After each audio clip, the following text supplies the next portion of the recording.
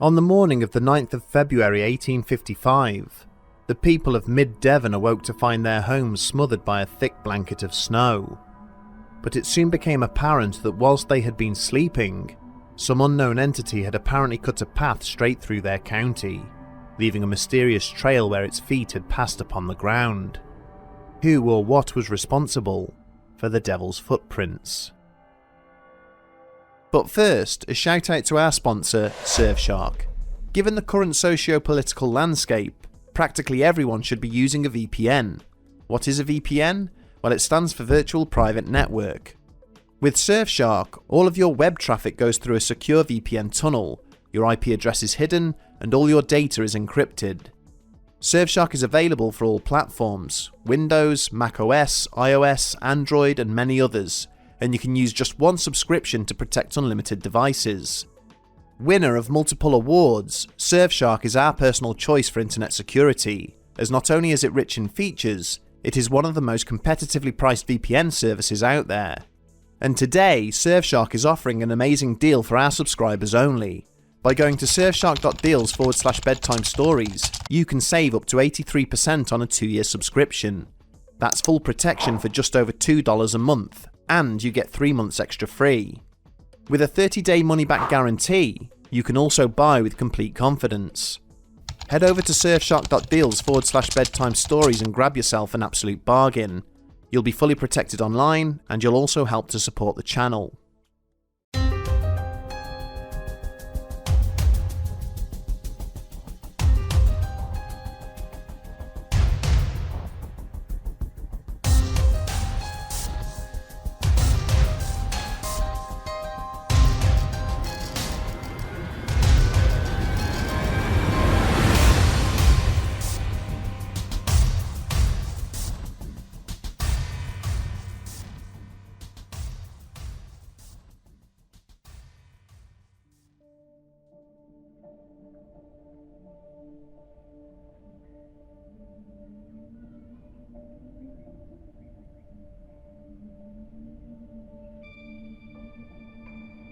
Before his children had retired to bed the previous evening, John Loosemore had allowed them to look out of the window at the snow falling outside.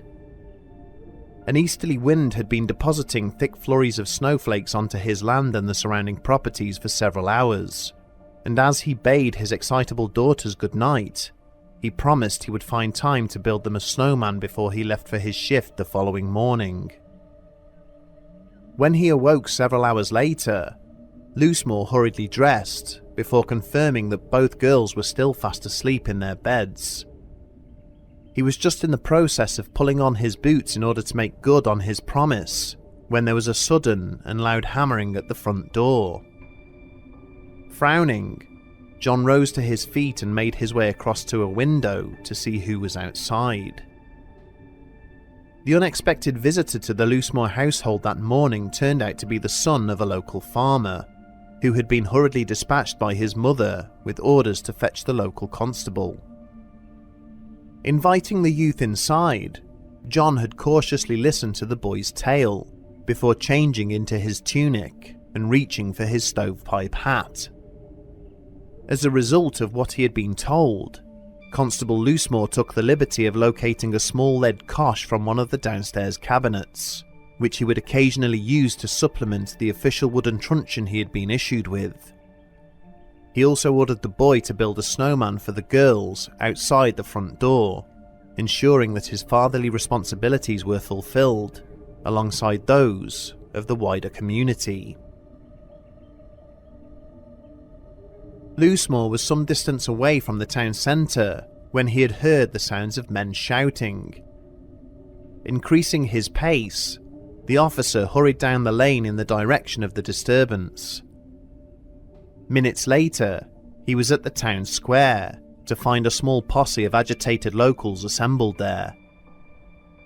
As he surveyed the various weapons and tools each were brandishing, John found his hand dropping to the cosh in his pocket before he inquired what was transpiring. With some persuasion, the throng parted, eventually revealing the cause of their consternation. There, pressed deep into the snowfall, was a trail of footprints running from one end of the village right through to the other. As he stepped forward for a closer look, Loosemore noted that they appeared to have been caused by the hooves of an animal, rather than those made by a human. When he asked why such a trail should be any cause for excitement, the constable found himself being jostled and shoved in the same direction the tracks were heading. With each subsequent step he took, the realization of what had perturbed the resident slowly began to dawn on him. The footprints he was now following did not stop, even when faced with any form of obstruction. Upon reaching the edge of any building, the tracks would then perfectly recommence on the other side. Where low-lying obstructions such as stalls or laden carts were in the way, the prints travelled up and over them in an unbroken line. Wrestling with the evidence which was being presented to him, Loosemore called for a ladder before clambering up to survey the roof of a nearby single-storey dwelling. When the officer climbed back down, the assembled gathering could see that his face was pale.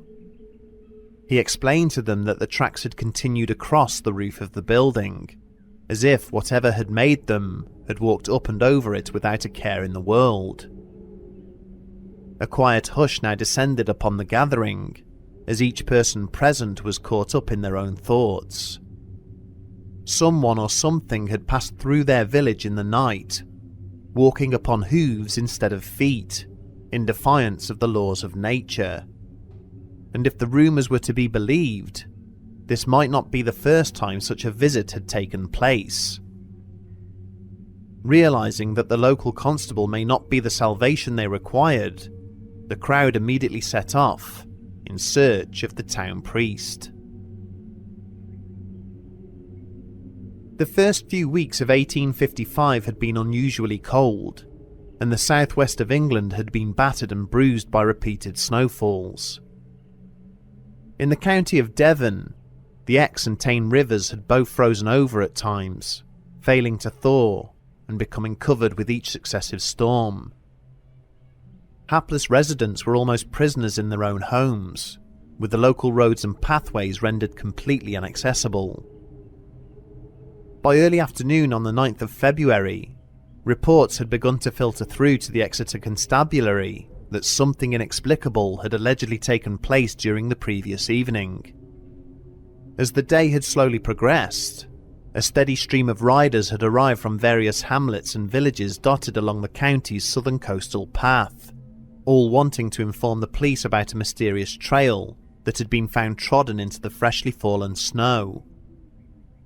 Officers were dispatched to a number of neighbouring towns, later returning to confirm to the borough superintendent that there was indeed an unbroken line of hoofprints which appeared to travel in a path of roughly 100 miles.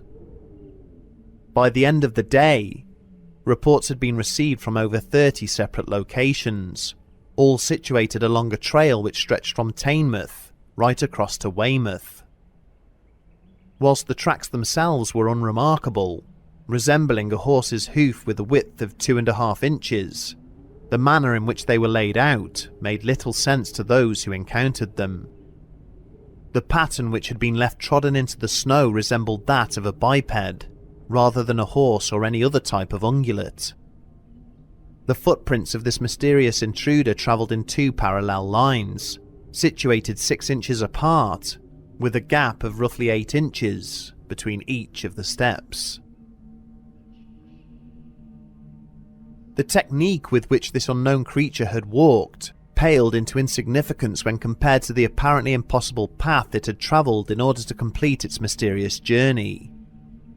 The owner of the footprints had seemingly been able to traverse fast-flowing stretches of open water with ease, walking vertically up the side of houses and outbuildings, and across the sloping roofs of structures of varying sizes. Nothing seemed to act as an obstruction or barrier to impede this phantom creature's progress. The route taken by the nocturnal visitor was neither linear nor random. In some places, it had travelled up and across man-made structures without a care. In others, There were signs it had deliberately deviated from its path to approach windows or doorways, before then resuming its travel. The investigating officers were also baffled to find no signs of any damage having been caused, or property interfered with at any of the locations they had visited. Whilst bewildering in nature, it appeared that no obvious crime had been committed. Witness testimony in relation to the footprints was dutifully recorded, and incident reports filed, but there was little more in the way of police investigation. As the snows finally began to melt away and the footprints disappeared, wild stories about who or what had created them spread in their wake. For the people living in the communities affected by the incident, there was only one plausible explanation for what had taken place. They believed that the devil himself had risen up from the depths of hell and walked amongst them whilst they slept, his fiery hooves searing a lasting impression in the snow as he passed them by. After all, this was not the first time that Lucifer had paid a visit to Devon.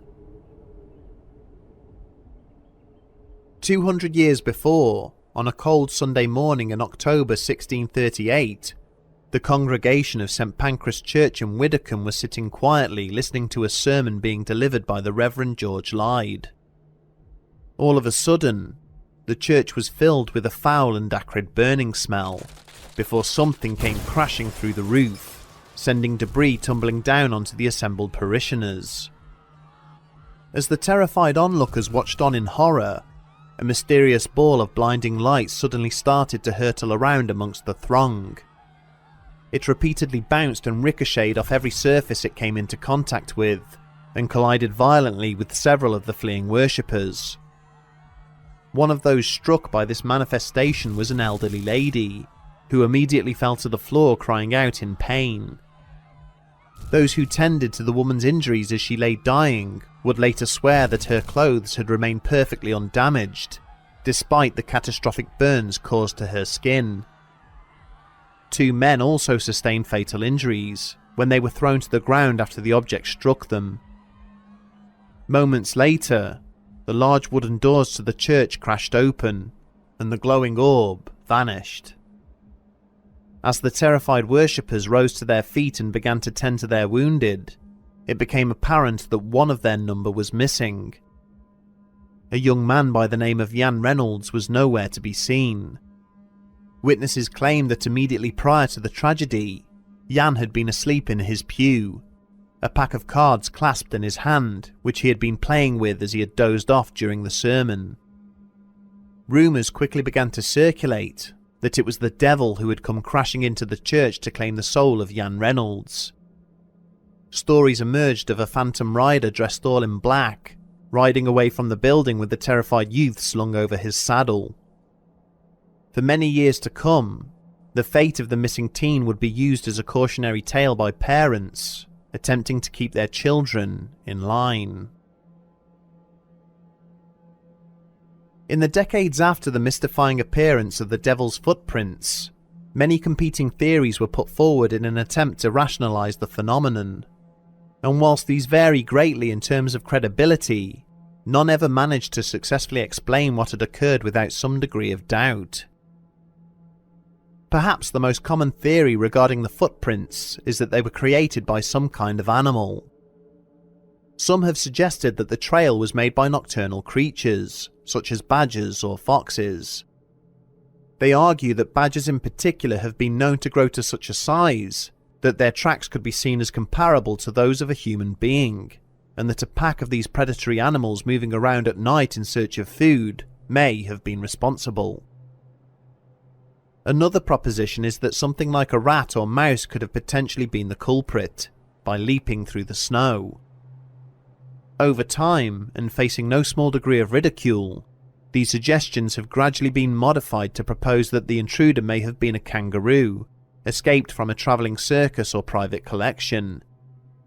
Much like the many sightings of big cats on the UK mainland, which we have already covered, there have indeed been similar reports of wild kangaroos, and similar large marsupials throughout the British Isles. A slightly more believable explanation would be suggested half a century later by the British novelist Geoffrey Household. The author of Rogue Mail recorded that he had been approached by a man whose grandfather had been working at the Devonport Naval Base at the time of the incident. This man suggested that the true cause of the marks was actually well known to the authorities. The informant claimed that on the evening of the incident, the strong winds that accompanied the snowfall had managed to pull an experimental military balloon free of its moorings at the base. 2 metal shackles had been left dangling behind it, as it had then been subsequently dragged across the countryside by the weather front. Whenever these shackles had made contact with the pristine snow beneath them, be this on the ground or the walls and roofs of buildings, they left behind a pair of indentations that closely resembled hoof prints. Eventually, having now travelled in excess of 100 miles, the balloon had come down to earth near the town of Honiton. Desperate to keep the affair secret, naval officials had paid off a resident whose greenhouse had been demolished by the crashed aircraft. They quickly recovered the debris and took it back to the safety of their base. Given that this explanation is far more credible than that of a leaping field mouse, it is hardly surprising that Household's proposal is the closest the mystery has ever come to an accepted solution. The final proposal is that the marks were caused by an as yet unobserved and undocumented natural phenomenon, such as an extreme weather event. 15 years earlier, a similar trail was discovered which stretched across 12 miles of Loch Lomond National Park. Anecdotal evidence also suggests that there is a small stretch of land on the Polish border with Ukraine, where exactly the same set of tracks are found pressed into the snow on an annual basis. When all is said and done, what are we to make of this haunting tale from Devon's dark and distant past?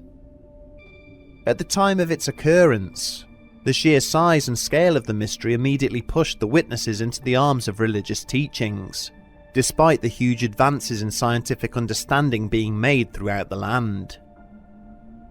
Given the large number of locations where witnesses came forward to report the footprints, it is clear that something did indeed take place on that fateful evening. And yet, as much as the infamous Widdicombe thunderstorm was most likely a rare occurrence of ball lightning, it is almost certain that society's undying need for intrigue naturally attributed more mystery to the devil's footprints than was perhaps warranted. There are no recorded images of the tracks, only pencil sketches, and the size of the footprint seems to vary from witness to witness. The reality is that as wild rumours about the devil having stalked the land began to circulate, every ungulate track and trail in the county was inevitably misconstrued as evidence of Lucifer's visit. Stories of footprints travelling up walls and along roofs are probably the product of urban myth or exaggeration, and the vast length of the trail was probably much shorter, with other sets of ordinary hoofprints being added onto the original tracks by witnesses eager to become involved in the rapidly growing legend. And yet the notion of so many people of the day buying into this story, if the evidence was indeed this lacking or this easily explained away, truly beggars belief. As we will go on to see in future episodes, Victorian England was no stranger to myth and mystery. Did the devil, or indeed some form of unidentified cryptid, visit Devon on 2 occasions during the 1800s? Perhaps so. As ever, we leave you to decide for yourselves.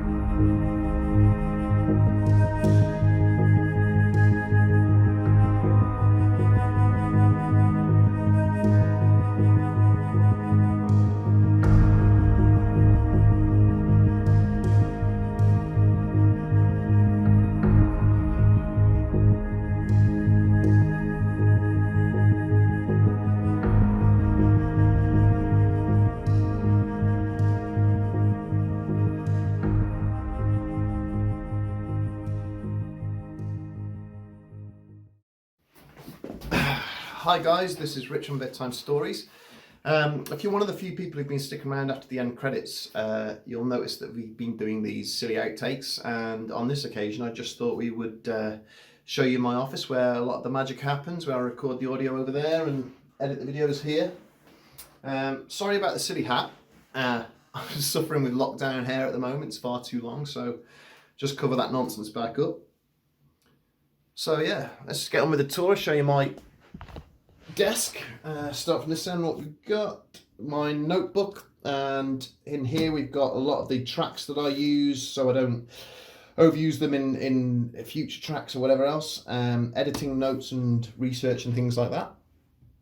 We've got a copy of the 14 Times, which is essential for research really. I mean, a lot of the cases that we've covered have come from here. I've heard you guys don't get this in the US anymore, due to the fact that you don't really print. Not sure how true that is, it's just something I've heard. Headphones, don't need to go into those, self-explanatory. Absolutely essential ingredient of any creative process, which is beer. It's good stuff. This is the editing program that I use. It's Sony Vegas Pro 16. A lot of people have asked, just dropping that in there. And here you can see I've got the audio tracking, which I'm chopping and changing. I'm just waiting for the artwork to go in from Mikey, but he's not quite ready to send it over yet. Got some receipts from merchandise that has been sent out, which I need to log in the expenses. And then finally, we've got the manuscript for volume 2, which I've been editing, as you can see. Over here, we've got my puppy, who's asleep in the corner, Ozzy. Kind of keeps me company when I'm reading these scripts on dark nights, late into the night. Takes the tension off. I'm just glad to have the company, to be honest. And then here we've got the tablet that I read from, the stand that tablet sits on. A lot of people asked what that funny sound was in the last outtake, and it was basically this. I stepped on this wire, this thing fell forward, the tablet fell off, and that's why I used the expletive that I did. Here we've got my microphone, condenser mic with a pop guard. That comes out on this extendable arm. Over here we've got a picture of my 5 boys in the Bedtime Stories monochrome sort of charcoaly style. Looks a bit creepy really, but Mikey did this at the request of my girlfriend for Father's Day. But you know, that monochrome style always makes people look a bit creepy anyway. Here we've got a drawer full of goodies. Can't do a job like this without snacking. Crisps and chocolate bars and biscuits. Let me just translate. Chips, chocolate bars and cookies. What's in the other drawers and cupboards? Porn. Only joking, it's more useless stuff like sellotape and more crisps. Hard drive with the old Bedtime Stories stuff on.